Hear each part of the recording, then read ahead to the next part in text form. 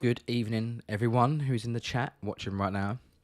It is myself, Terahertz, and it's young Vledic here to talk to you about all the upcoming things in Drunken Dragon Entertainment, all the cool things that we've been working on in the last sort of 30 days and beyond. I think our last round of fire, when was it, Vledic? About 5-6 weeks ago?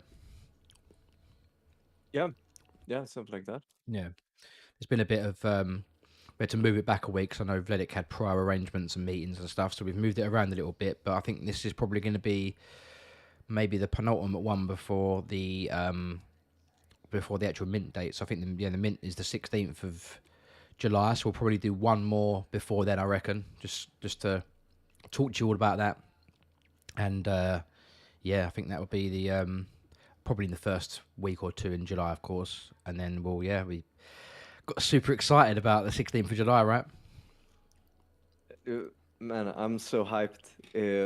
It's been so much work. I mean, the Grandmaster Adventures, we really wanted to push art quality, etc., and we spent a couple of months on working on that.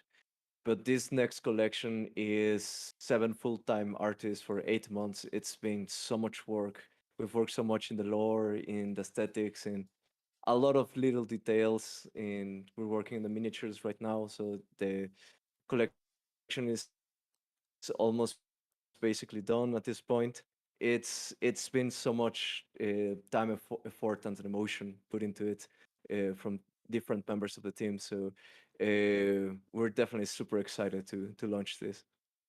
Absolutely, and like I say, I can vouch for seeing all the hard work, and the people that are in the council have seen it. And of course, we are sharing some of our most up-to-date Season 2 Fielding Adventurers on Twitter. We're sharing them in the Discord, we're sharing them on Facebook, we're sharing them on Instagram, we're sharing them on Reddit, We are sharing them everywhere they can be shared at the moment. So yeah, shout out to Vims here for taking over the socials. I'm handling the Reddit. I'm dealing with the pixel art subreddit not liking me very much, but I think they've come around now. I think they've seen the quality of the artwork, and now they're pretty happy with me. So I think they're going to leave me alone now.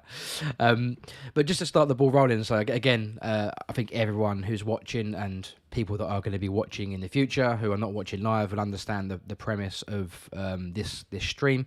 It is myself, community manager, content creator, and lead innkeeper at Drunken Dragon Entertainment, and I make some questions and get some questions from the community, and then I address Vledic, who runs the company here, and we talk about all the things that have kind of been going on behind the scenes and answer your questions. So, just to start the ball rolling, pretty simple one. How have you been in the last 6 weeks since we last did the last Around the Fire? What have you been up to? Well, working like crazy, making sure the quality of this collection comes out at top notch. Working, with the fantasy, a lot of meetings. It's I've been very busy talking with a lot of people. Some unannounced partnerships, which should also be pretty exciting once they're out. Nice. Um, it's been crazy. The amount of attention that we've been getting, it's more than people will think. Mm. I think, I mean, eventually you'll know what type of attention I'm meaning, but Yeah. the other day a friend of mine, he went to Consensus, which it's a shame I didn't go or the team didn't go, but next year we'll definitely will go. But at Consensus, I believe IHK was doing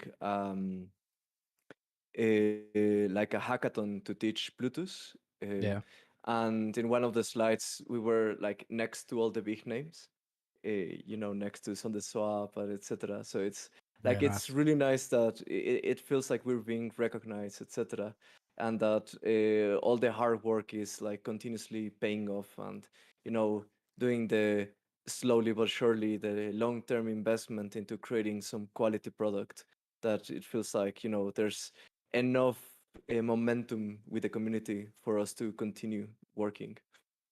Yeah, I know what you mean. I mean, even if we don't see huge numbers in the Discord and stuff, there's always different things that are like going under. Like, for example, the JPEG Store announcement for the Mint. I mean, that's kind of like a super great announcement in my opinion. Again, other people might have their own opinions. It's one of the best stores for Cardano NFTs. Just the way it works with the constant additions of things like the offer system that they released last week. A really cool thing to have in there. I think. As far as I'm aware from chatting to friends, I think OpenSea has a similar sort of thing, and it's nice to see sort of features like that come to Cardano, and they're the first guys to kind of adopt it.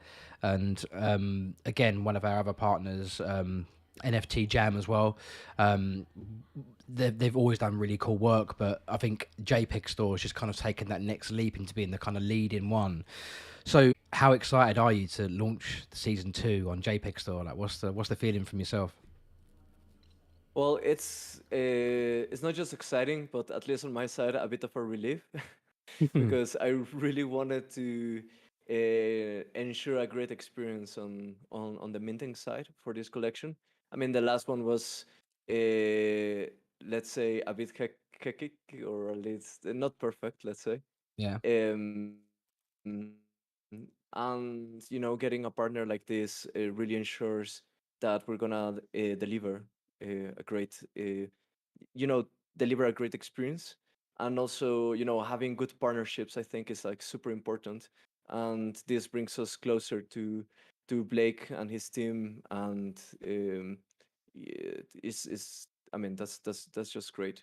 And I hope that the Drunken Dragon keeps making these kind of relationships with marketplaces and other projects in Cardano, um, to continue pushing forward the development. Yeah, absolutely. Have you just from an aside question? What are the plans for the day of the mint? Do we have a time? Do we have a way of doing it yet, or is that still to be announced? Um, the um, the exact process is still to be announced, and a JPG Store is still like finishing the this product. I mean, this is a collaboration because they're also gonna use this as an opportunity to show their capabilities on collection minting. So Yeah. they're gonna make it super easy for other developers and other projects to just focus on the collection and the quality of the collection instead of investing into developing the right tech to create a great minting experience. Um, so so yeah, more information will reveal on due time, but Yeah. it's gonna be at least it's gonna for what I know it's gonna be like quite straightforward. So uh, you're just gonna you'll have to use one of your linked wallets, and um, and you're gonna sign a transaction. So it's gonna be like a one-step process Oh, in which cool. you sign the transaction goes through, and then you'll get your adventure. Yeah, nice. Yes. I think simplicity is the best way, right? Because it just makes it easy for kind of everyone, but people that are kind of new to this, and even for someone like myself who I don't know any of the science behind what goes on in the minting progress. I've got absolutely no idea. So for someone like me who is more about creating things and being things for the community, something that's so simple for me to understand. I put my address in here, I click this button, it's done. I think that's definitely the way forward.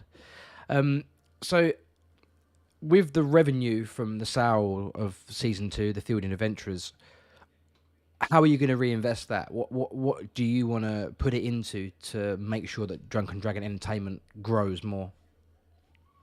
Well, there is so much to invest on. We need to hire a lot of people. So the first thing that we're gonna be heavily hiring on this time is not so much on artists, but on game developers and backend engineers. So on the game side, we're definitely not going as fast as we would like because game development it takes so much time and effort. And right now we have only two full-time game developers, which are focused on the combat, which we're iterating a lot because we really want to ensure that the combat is something innovative and something fun and something that follows this idea of you having a party of adventurers. Um, that is good for PvE and PvP, and that incites you to collect and to try different builds, etc. So that's a big challenge by itself. But there's other aspects of the game that we also need to uh, start building and keep iterating. And for that, we're gonna need way much more than two game developers, right? Because Yeah, we're trying to create something quite remarkable. So with all this money, a lot of most of it will go to hiring more game developers. So Unreal Engine engineers. yeah, Um, and maybe with more specific roles eventually. But right now we're looking for a generalist still. yeah, Um, but besides that, I mean, there's also the Drunken Dragon Autonomous Fantasy franchise, uh, which we also will need to hire a lot of Bluetooth engineers there, which is one of the probably biggest challenges that we'll have to find like some good Bluetooth engineers or yeah, development partners that will help us on that side. Um, because we need to develop like everything that we're promising in the white paper, like the governance or like the marketplace and the whole process to accept projects in a decentralized way and let the community and the token holders choose what becomes canon and what projects become Drunken Dragon official. And there's a lot of experimentation that we've been needing there. Um, so we're also gonna need, besides engineers, some, like for example, we're gonna need to start doing some community efforts, right? So for example, um, one of the things that I can say is that we're already working with a partner, or ISPO, and so our initial stake pool offering for Dragon Gold, and or IDO, initial DEX offering, right? So that's us selling, or through a stake pool offering, giving some of our Dragon Gold in exchange of investment to properly start creating uh, the governance system and the marketplace for for the Drunken Dragon franchise products. Uh, but also, we'll be using a lot of those funds to kickstart or bootstrap or Drunken Dragon treasury, right? Which will be a treasury used to fund projects that build on top of our fantasy franchise or intellectual property. So for that, and to get, start getting people interested into building and extending our fantasy universe, we'll definitely be starting to organize certain events like game jams or some hackathons, or writing competitions, to start getting some parties and independent creators interest into the universe of the Drunken Dragon. Mm. Um, so and we'll also be definitely investing into uh, expanding and marketing the interest of people beyond NFTs and crypto. So we're creating a fantasy universe, and we need to get people interest in our project, not just because of NFTs or crypto, but also because they're interested into the fantasy that we're creating and that Yeah. we all be creating together, right? Yeah. So there's different roles that will be involved into that we'll have to publish in due time, which are not directly related to engineering or yeah. Yeah, yeah. I'm just thinking about the sort of endless potential. So not only is it a game, there could be a series of books, there could be animations, there could be films, there could be all different types of media creations based around anything to do with the Drunken Dragon universe, right? It could be a Yeah, whole definitely. it could be a series where the Tavern Maiden is like the main character and it follows around her daily life and all the things she gets up to. It could be like a battle. It could be so many different things you could do that. Yeah, I mean the possibilities are kind of endless, right? I mean, games like World of Warcraft have done that. They've released a film. They've released loads of spin-off games like Hearthstone, which is like a spin-off of like some of the cards that you can get from within Yeah, the game definitely. and different other things. Riot So with League of Legends are doing amazing also. Vanguard, you've got the first person shooter. No, Valorant, sorry, not Vanguard. I don't know why I said Vanguard. Yeah, Valorant. Valorant, Yeah. Valorant, yeah. League of Legends itself. Then you've got the is it the card game as well? I can't remember what that's called. Yeah, The and League I of, mean, they did an amazing job on creating Arcane, the animated that's it. series on Netflix. That's That it. was that was insane. I know, yeah. I know I you and Bunny really mean, like that. You said, I remember you saying before a few months ago, like definitely watch it. I've not watched it yet, just to say I've got too much going on. But you said it was exceptional. You said it was really good. yeah, definitely. If you have time to watch it, you definitely Yeah, should. that's it. But Martin's right. Rune Terror, that was it. Rune Terror. yeah, yeah, that's a That's it. card game from That's it. League of Legends. Yeah, definitely. So yeah, I mean, I just want to reiterate the fact that with the investment that we get from this, there's definitely too much that we want to invest on. A lot of game developers is to actually. One thing that we don't have right now, for example, is like a proper marketing department, or for example, just all of these supplementary roles, which basically I've been doing by myself. Which, if we're gonna properly expand, we need to get them right. We need to Yeah. properly get people into the finance sector, into marketing, into human resources. We need to get like a professional Schiller Yep. in the Twitter, Yeah. Exactly. and Yeah. Yeah, no, I was gonna say, like, at the moment, it's like me and Vimtier and yourself just basically trying to get it out to as many people as we possibly can on a daily basis. But yeah, it'd be cool to have like a designated person or persons who know the field, they know the right keywords, they know how to get exactly what we need packaged to the right people at the right times Yeah. in the right way. Because that's not my forte, but yeah, it'd be cool to have someone like that on board. Yeah, definitely. So with this, I mean, if everything goes all right with this collection, we'll definitely either duplicate or triplicate our teams and into things that right now our forte is art, which is great because we really wanted to push that end, right? But there's so many developers that we need to get to create an epic game and an amazing universe. Yeah, cool. So what is since so when was it? I think it's 20th of December. We released the alpha, just the alpha gameplay. What have you learned since then? What's one thing you can think of that you have learned about anything? That doesn't have to be Drunken Dragon Entertainment. Just anything that you've learned since releasing the alpha. Well, I guess several things.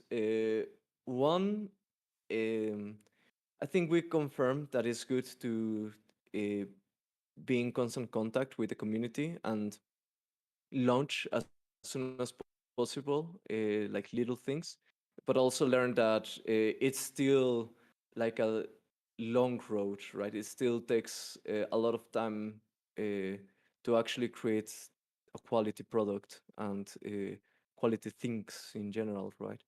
Um, so I've also learned that I think it's like super important for a project to be successful to have the right contacts and the right partnerships.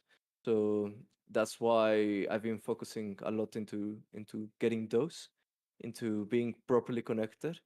Um, Also, one of the other things that I think I've learned, or that I'm starting to have a feeling for, let's say, is that we definitely need to start expanding our project beyond uh, Cardano and NFTs and crypto project. We'll definitely continue doing that and creating great NFTs, and our game will still be NFT based, etc.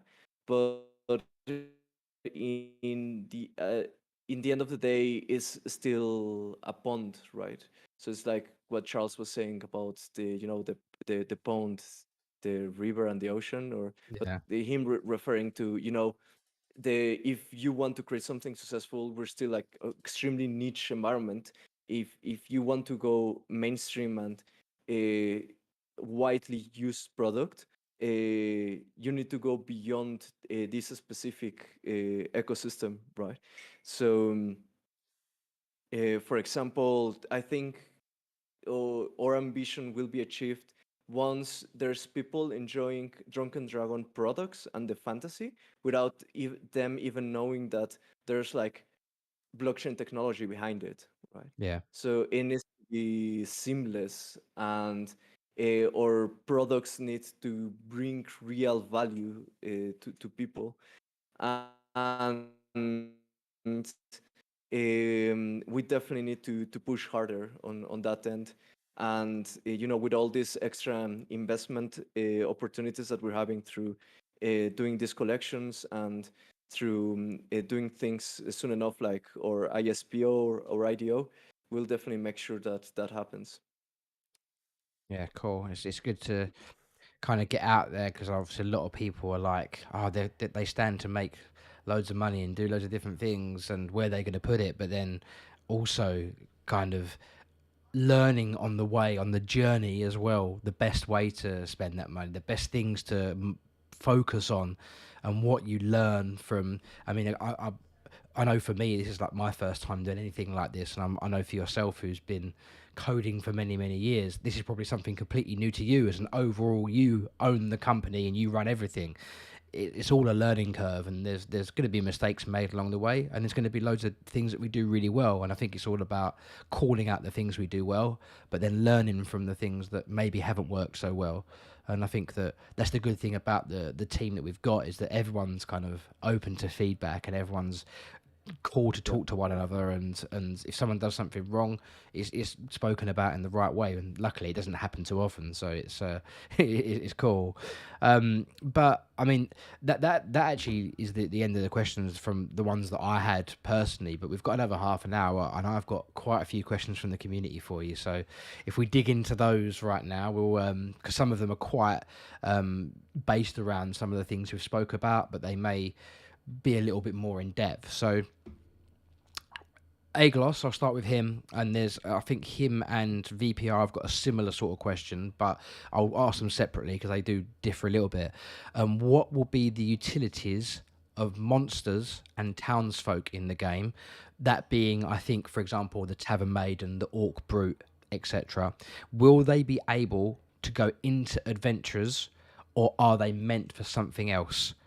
Also, will they be playable in the upcoming Idle Adventures game? So, just to let you know that again, what are going to be the utilities of monsters and townsfolk in the game, like the Orc Brute or the Paladin Squire? Will they be able to go into adventures, or are they meant for something else? And will they be playable in the Idle Adventures game? Yes. Well, actually, the answer is yes to all of those. So first, they'll definitely be able to go into adventures in idle adventures.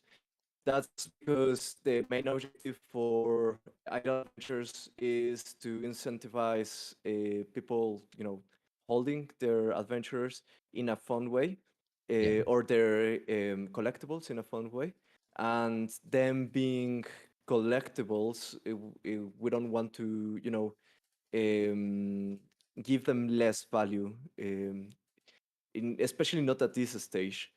Um, Said that, in the future, the townsfolk will have a different role than the adventurers in the game, both yeah, in idle adventures and in some quests. So, as some of you may know, and most of you probably don't, in the next collection, we'll have instead of having townsfolk, we're having specific classes for the for non-adventurers. So that's related to crafting and hospitality. So on the crafting side, we'll have carpenters, blacksmiths, and alchemists. yeah, And on the hospitality side, we'll have hosts, cookers, and brewers. So, and these will be classes that at the beginning, you're gonna use them in idle adventures to send them into quests, which is gonna yeah, be funny enough, I guess. But eventually, as we introduce features in both idle quests, idle adventures, and instant quests, gonna start having their own role, and their stats will definitely impact on those features and those game mechanics that we've been introducing.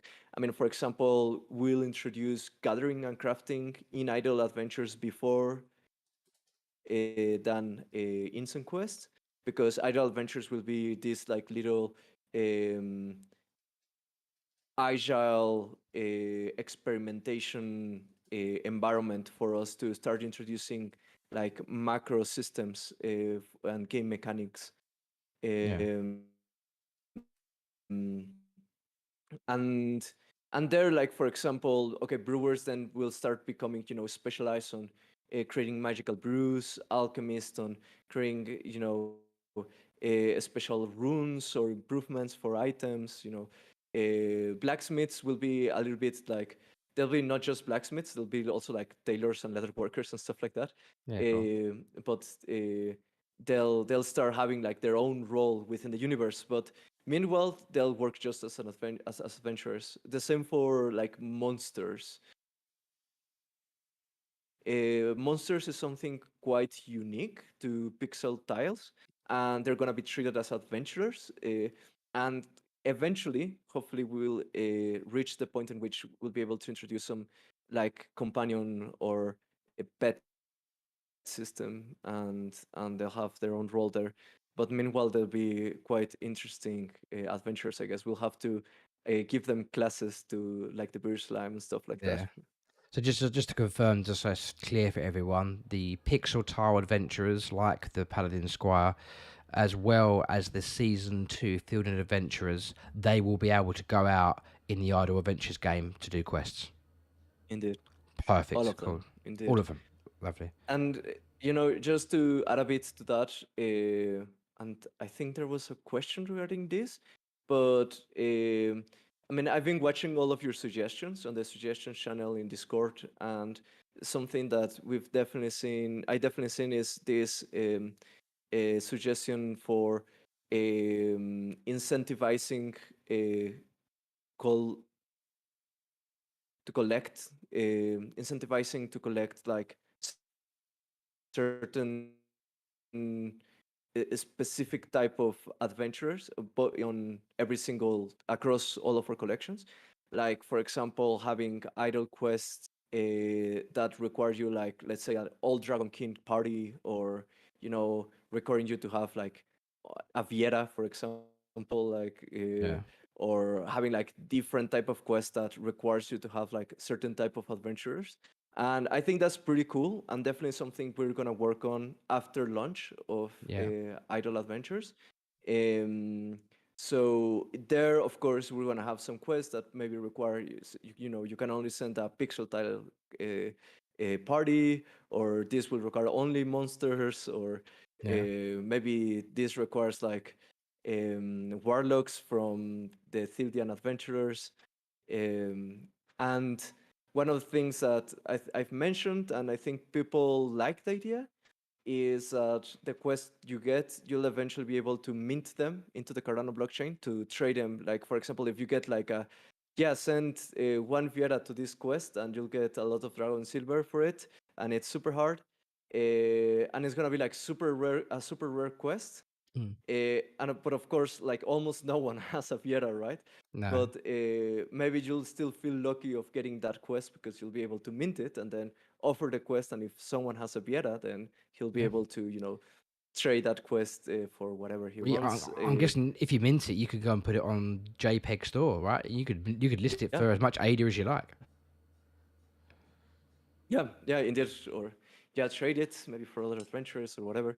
Yeah. But yeah, I think that'll be fun to have like an economy of not only the adventurers but the quests. Yeah. And then, like for example, I know there's some folk out there that likes collecting like specific races, like only Dragon Kings, or there's only someone that has a lot of Vulcans, and maybe you can start making like a Dragon Silver profit on having your specific party, and getting the only Vulcan quest, for example, Nice. making you good use case of your awesome party. Do you know when the Idle Adventure launches? I think we discussed before it's going to be around the time of the mint. How many quests are going to be available at the start? Do you know? Well, at the start, there's going to be some simple quests with no special requirements, which we've already written, and they're like generated. There's, I mean, the quests will have different properties, let's say. So if you let me open the Miro right now, Yeah. I mean, we're not sponsored, but we use a lot Miro.com, which is like an amazing collaboration tool. Um, yeah, gameplay. So, for example, a quest will have certain properties which will make them a better quests than others, and will reward you more or less experience and Dragon Silver. So, for example, the quest will have rarities as well. Yeah. So, for example, first there's gonna be the reward rarity. So it can be either modest, just, generous, or desperate. And for example, desperate quest, they'll give between 1.9 times or to 2.1 times the experience and the dragon silver. Yeah, nice. So like if you find like a desperate reward, a quest with a desperate reward, you'll make way much more profit on that one, right?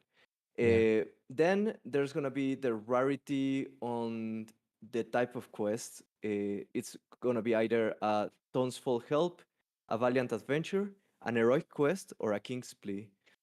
And this will limit the level that the level requirements of the quest, and also will increase the duration of the quest. So, for example, a king's plea can only be done.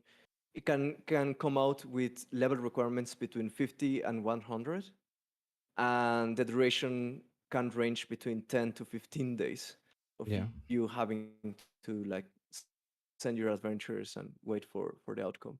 And the quest will be generated uh, um, based on uh, these two parameters, and also if they're beast, elementals, undead, or demons, and you're sent to different places.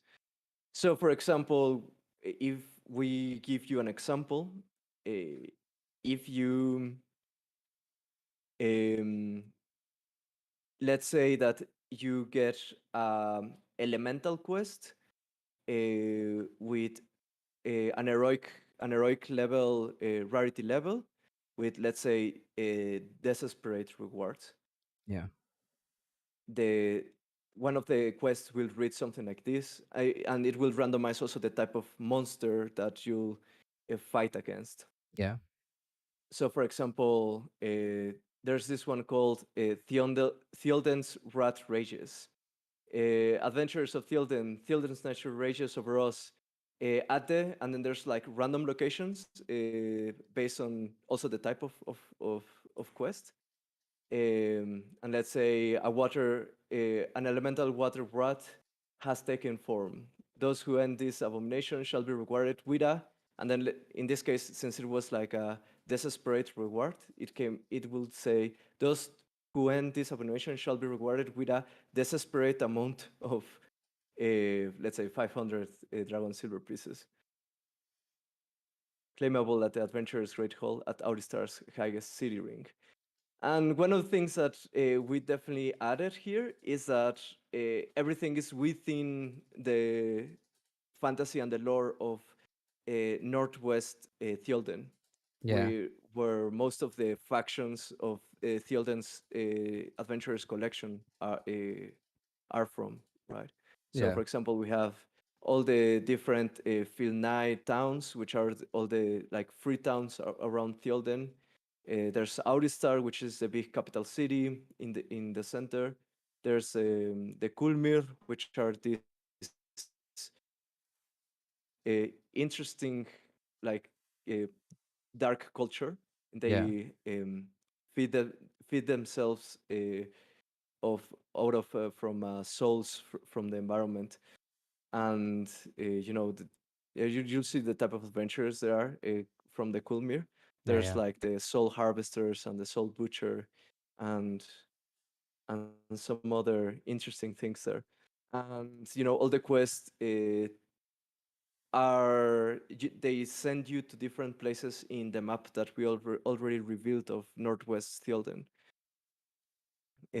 So you'll see the map and you'll see like these different locations, which are already locations in the Drunken Dragon universe. yeah, Um, and there's like interesting things about these different locations, etc. yeah. Nice. Yeah, I think staking and things stuff like that, I'll definitely be in looking forward to having a go. So another question from VPR. I know he asked about the Picture Tile Adventurers eligible for question, but we've covered that in Agloss's question. But did you get any feedback personally from Charles about our white paper? No, not yet. Not yet. Not yet, because I know he definitely will come around to it. Cool. So Vimtir asks, and again, I think we've kind of covered this a little bit, but just to kind of reiterate it, what is the next stage after the development, after the mint? What is the focus after season 2 and the staking game gets released? Well, we have several focus. We have, let's say, the game stream, which will be continue developing the combat until we have something that we really love. Uh, so we're iterating a lot in there, as I said. So we're definitely gonna hire at least one or two more developers for to have like this really awesome combat.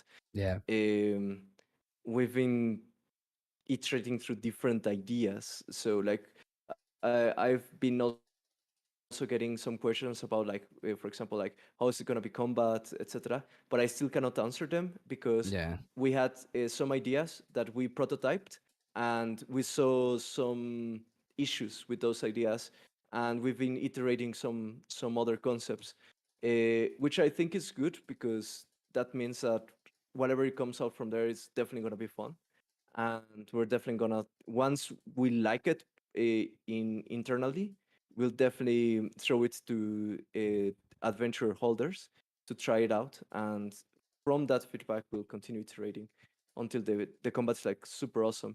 Yeah. So a lot on combat. Also, we're probably going to start implementing some of the more social aspects of the game. So like for example, uh, properly setting up an account and being able to visit each other taverns. One of the next collection that will be releasing either in the end of this year or beginning of next year, it's gonna be the Outstar taverns.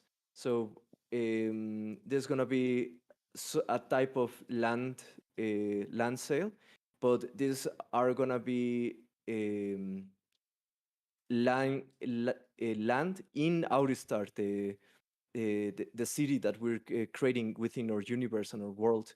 And Outstar is a really beautiful city because it's on top of a mountain with a really big, really interesting uh, a ring of walls, really tall walls. And the interesting thing about Auristar is that Auristar is actually the name of a meteorite that fell on top of the mountain and that guided their current inhibitors from the north to there. And the Auristar is um, holy meteorite that Yeah. uh, like this magical water comes out from it and floats around it and creates like some of the main rivers that go across Theolden. So there's like this cosmic magic within the waters of the Auristar, and so the Auristar is within like this big tower in the middle of the city called the Auri Rauheim, and you know, a lot of water comes out from it and floods the city into like different channels and canals and different waterfalls, and the city is all made of stone and has a lot of this in nature which has come out like especially interesting from the magic of the Auristar. And some of the adventurers, the splash art of the adventurers in the next collection actually reflects that.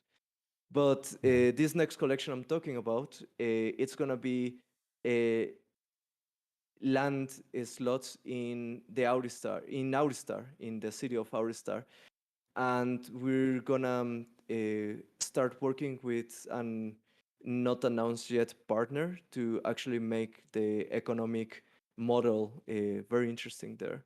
Um, Does that mean that Oristar might be in the metaverse in some way, shape, or form, and you'll be selling land inside the metaverse?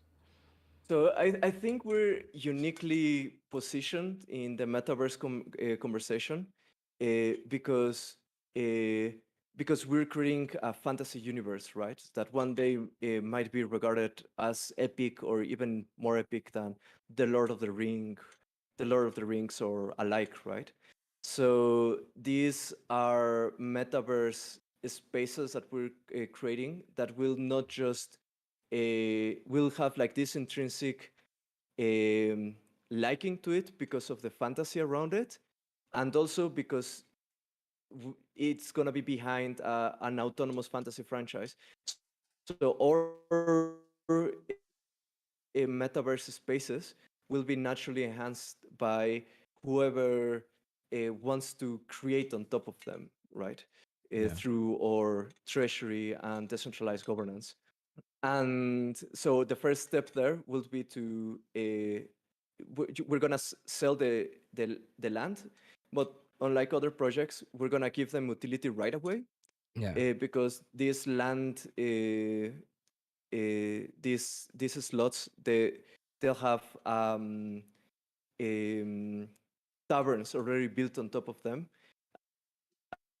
and you can so instead of having like the generic tavern that we have right now in the alpha, if you have one of these land slots, you'll be immediately be able to use it in the alpha.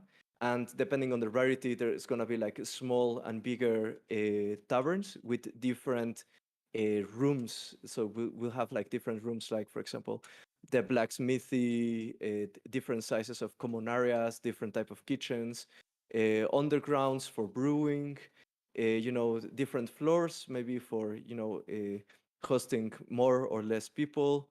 And they'll all be drawn within the fantasy of Auristar.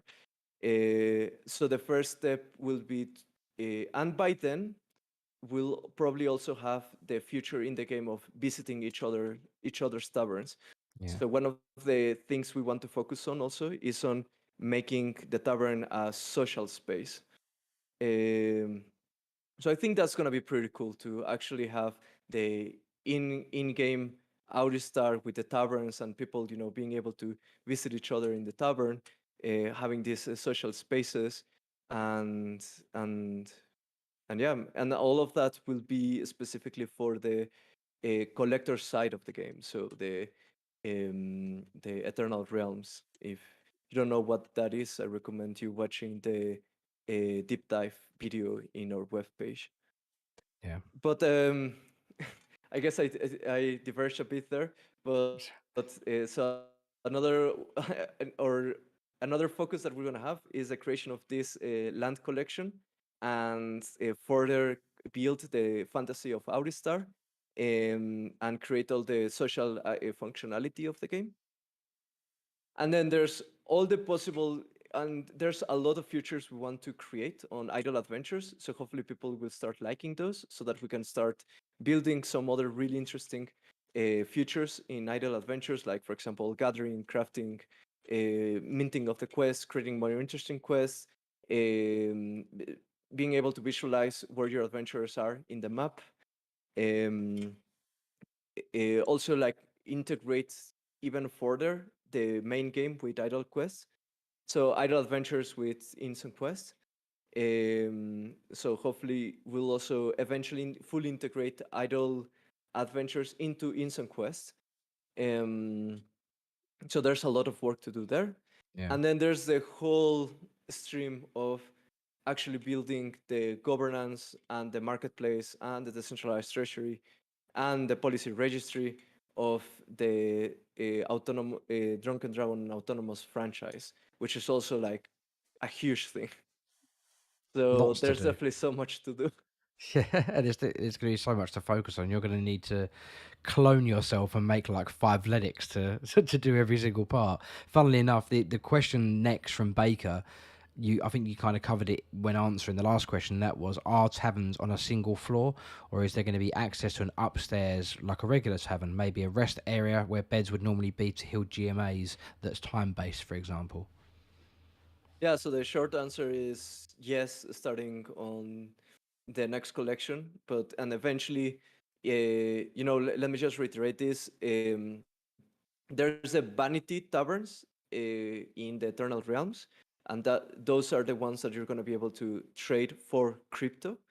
And then there's the let's say merit-based taverns in the Mortal Realms, which is the gameplay that will have an actual progression. And that copy of the universe, those taverns you'll be able to earn by doing actual progression through the game, right? So, but yeah, those will have like multiple floors with different functionality and different types of rooms, as I said before. Cool. And again, there's actually a question asked in chat as well as Baker's next question. They kind of work together. So, first thing is, do we know if the Grandmaster Adventurer's attack abilities are going to be based off their physical weapon in the artwork, or is it just a class of the GMA? So, for example, if you've got a one paladin weapon, it's like a little hammer. Will there in the game, the combat, be an ability like hammer hit? And then if you've got like a two, which is like the sword, the blue sword with a little lens flare, is that going to be like a swipe, or are they going to be all just based off? This is a paladin. You've got hammer of righteousness. All of them do the same move. Yeah, the latter. It's going to be based more on the class than on what they have equipped or the visual aspect of the adventurer, right? Um, that comes with, of course, with pros and cons. But the pros that we see is that it will be able to better design the skills based on the class and the fantasy of the class. And I mean, we're gonna publish later on or soon enough the stat system is going to work, but we're going to have three main stats, which are athleticism, intellect, and charisma. And these will not just affect, like, for example, speed or how much hit points you have, but they're also going to directly influence what skills you'll be able to unlock. Like, for example, every class will have like three subclasses, depending on their main stat. So for example, there's going to be like this progression tree in which you'll be able to unlock and improve skills by increasing the stats that your adventurers have. And we have this like Pokemon like system in which you have these aptitude points, which are the stats which you start with, and the ones that the Grandmaster Adventure stats will map to. So if you have like a perfect GMA, that will map to a perfect athleticism, intellect, charisma, aptitude adventurer, Yeah. and that's going to be the progression of our combat, so that we can design skills around um, around those different fantasies, and to have like different builds even across classes and within classes. Cool. So just the actual another question that's to do with that from the chat from Dirty Dan says, so you can level up your GMA attack and defense. Is that something that you will be able to do? Yeah, so the attack and defense will map to these three stats that I said, Yeah. and these three stats, they're called aptitude points, which are uh, what your GMA or adventure is naturally good at. But then you're gonna increase level, and the stats you gain will be based on your aptitude points. So, for example, it's like just like in real life, when like you're really good at solving problems, and then you end up like studying mathematics, you'll end up being like extra good at mathematics, right? In the same, your adventurers who have like high, for example, athletic aptitude points, they'll naturally gain more athleticism points across their leveling. So, for example, this will encourage you to, like, for example, if you're thinking about a specific build, and Yeah. say like, oh, I really need like a paladin with high intellect, because I'm gonna level it up for this specific build. Then you might as well, search in the market, or try to mint a paladin with a high intellect Yeah. to fit your build. Yeah. Cool. Yeah, we've got a couple more in here. So, will you be able to add equipment to your character? If not, that could be an idea to think about. Yeah, the answer is yes, because we want to have a rich economy. Actually, the most of what the game is gonna be about is the economy of the game. Um, a bit a la EVE Online, right? In the sense that the main aspect of the game will be for you to have an economic role within the greater community, which is the Drunken Dragon Instant Quest uh, community or environment, right? So that means that crafters will be specialized and gatherers will be specialized and they'll do their own thing to input into the economy. You know, resources will vary across the map, but also adventuring will have its own type of roles, right? Like if you have adventurers, you're not just gonna go like out and kill things and get some loot and come back. I mean, you'll do a lot of that, but also you're gonna do a lot of that based on some necessity from like the greater community, right? Like maybe there's trading routes that need to be protected, so there's gonna be like contracts that incentivize like going and protecting those trading routes. Or for example, some gatherers they want to go and gather some like super rare mithril in some super hard to get a cave, but they need they need some escorts to go and defeat some monsters before actually getting to the mithril veins.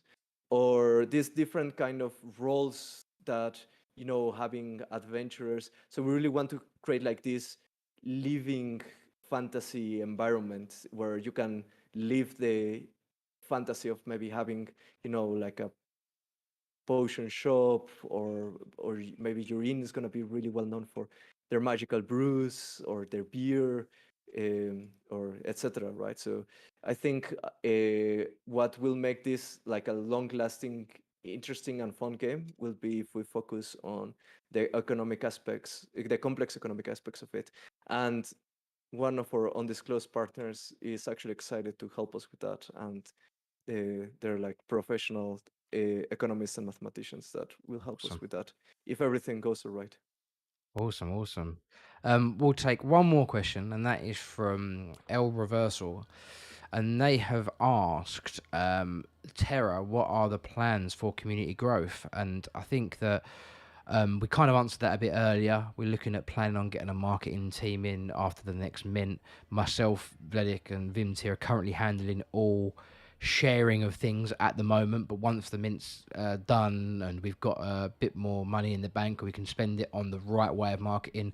And like you said, Vledic, earlier, we're not just going to be focusing on the crypto enthusiasts. We're going to be looking at RPG gamers and gamers that can actually go out there. So have you got any other thoughts on marketing before we close it up? And actually we've got a couple more questions, so I'll ask you those in a second. But yeah, marketing, what's the next steps? Um,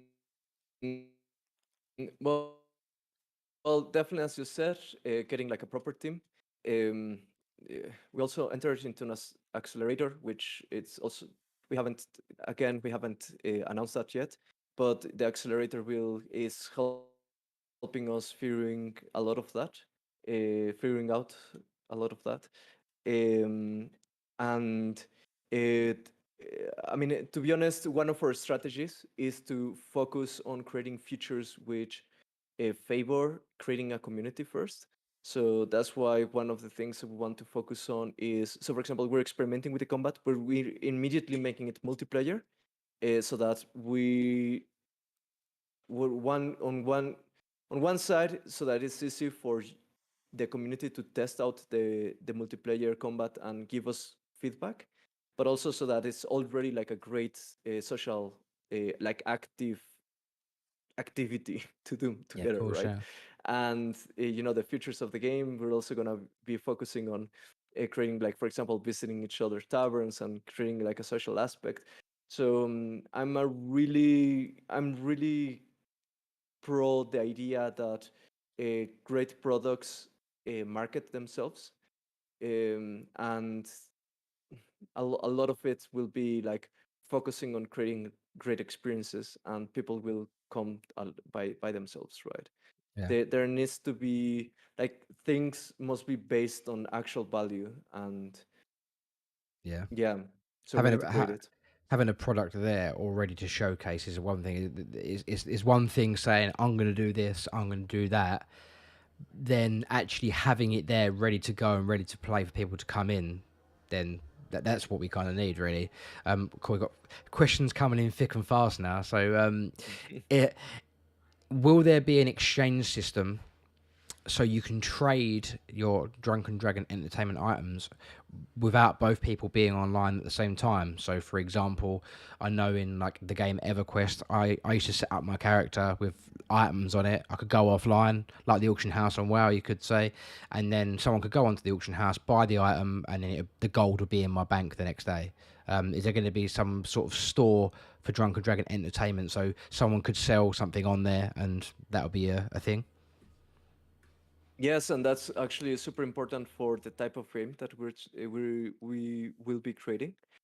Um, so there's at least there's two specific mechanisms that we'll be working with and experimenting with, which are localized action houses and player housing is traders or sellers, right? So the first one is much like EVE Online or Albion Online, where Yeah, there's action houses, so action houses like the World of Warcraft one, etc. But they're localized to a specific city, right? So this incentivizes trading and holders, and people searching between the markets, looking for opportunities on, buying low and selling high on another area. And then we're gonna make it interesting so that, for example, some of the more interesting areas are really dangerous and they lack some of the basic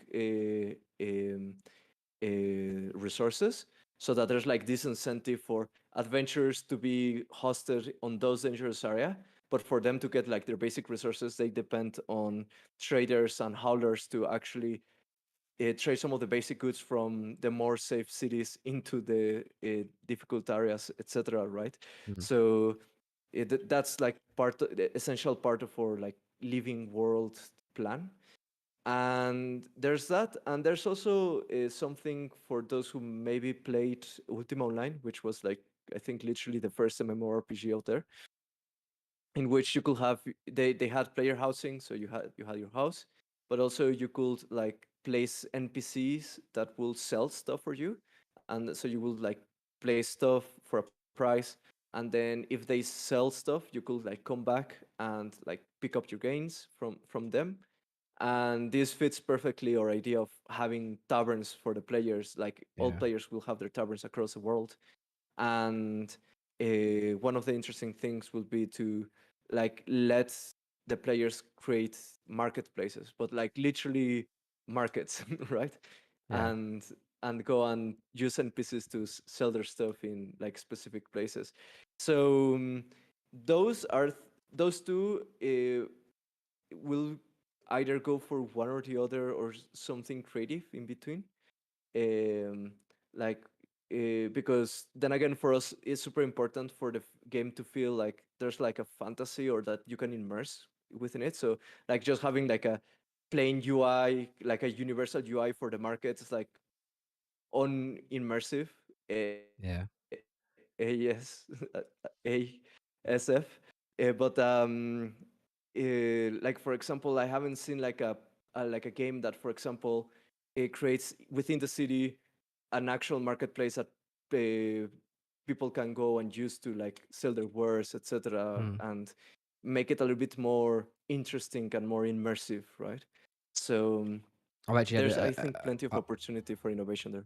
I had a good I got idea now that we're sitting here talking about it. And you know how in World of Warcraft, every area has got an innkeeper. Like you go to them, and all they will sell you is the basic stuff. You can set your Hearthstone there, and then go to there. Wouldn't it be cool if every single inn had an innkeeper, and maybe you have to have the pixel tile innkeeper, for example, and you Yeah. can right click on that innkeeper, and you can actually, all your items that you've got to sell, as long as you've got an innkeeper in your tavern, you can list them on there, and then other people visit your tavern, right click on him, and the only things he sells are the things that you've given him. That'd be a cool idea. Yeah, definitely. And especially to create a gameplay of actual hospitality, right? You need to like to have to have your inn properly stocked, and you Yeah. have like proper cooks and etc. Like to Yeah. actually have the management part of it. That's it. Whenever you go into like, it always reminds me in Gold Shear in World of Warcraft in the middle of Elwyn Forest. You go in there and there's always 3 or 4 NPCs that have got a reason to be there. There's a cook in the back that will sell you food and drink.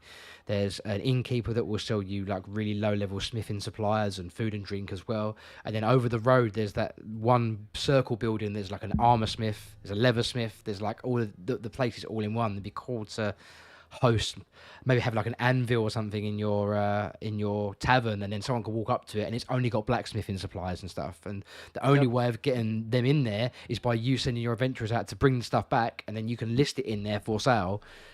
There you go. It reminds me of World of Warcraft and what you could implement. But we've got 2 more questions. I'm going to take 2 more. Vimtir and AA. And I think I've already answered AA's one, who said, will there be a forum for the game so the community will have a place to go? And I answered that by saying, we've already got the Discord channel with literally live chat all day, every day.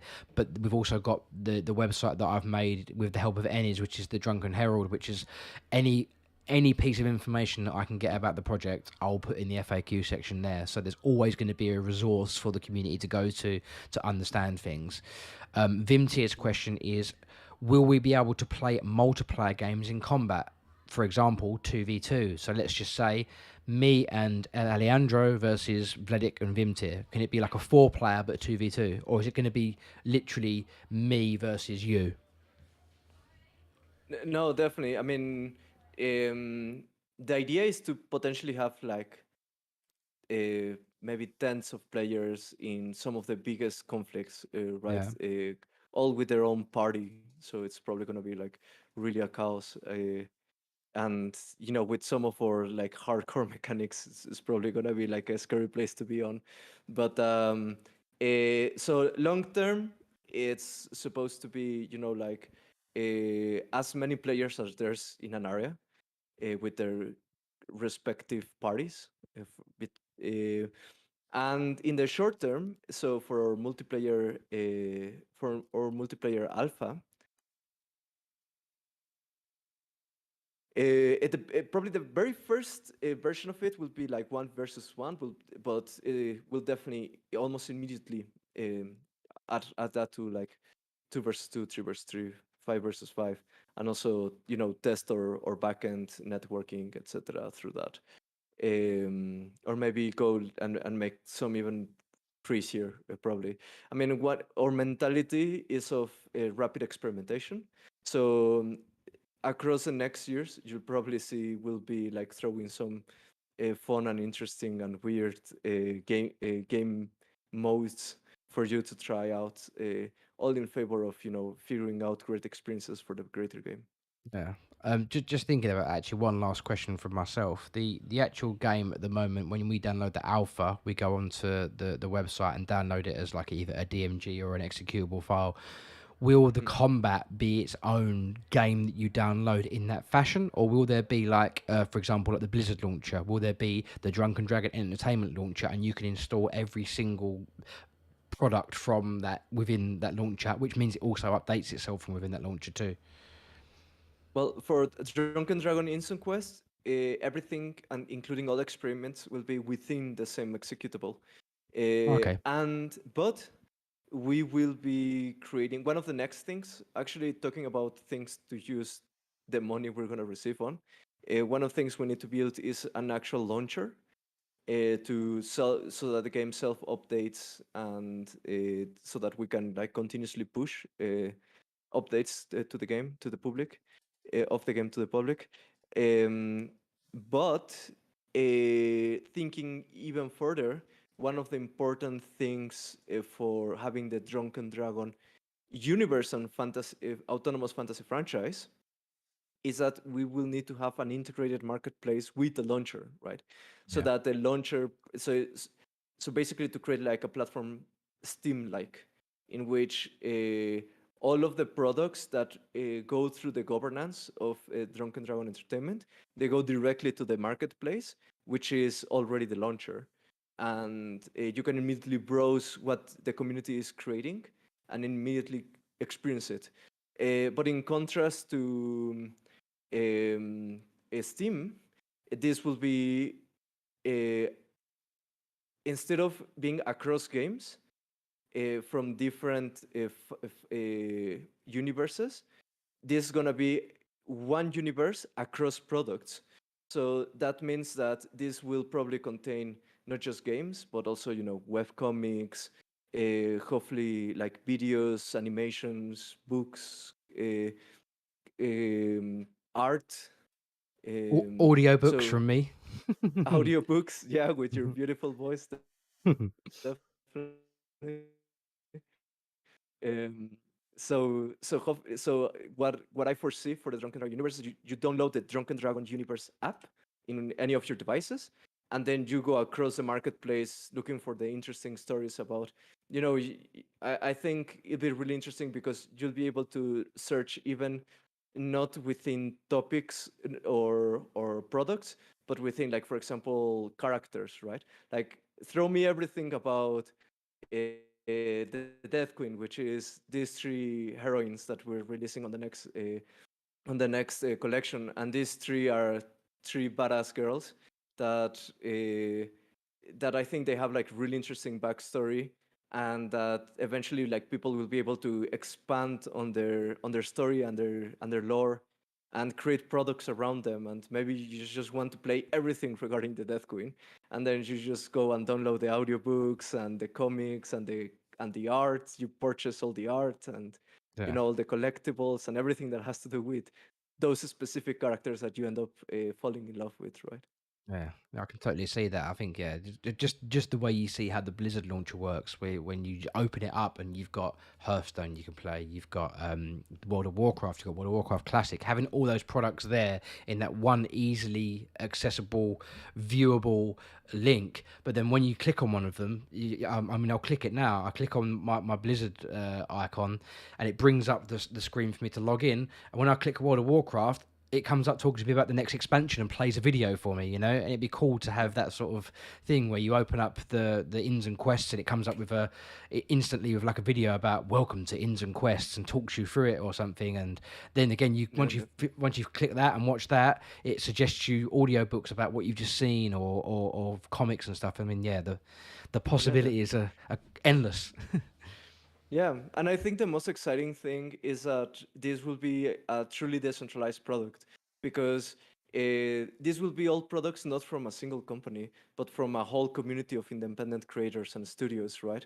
I think it'll be like super exciting to see how humanity per se uh, be, uh, takes its creative force and emotion into like a shared universe.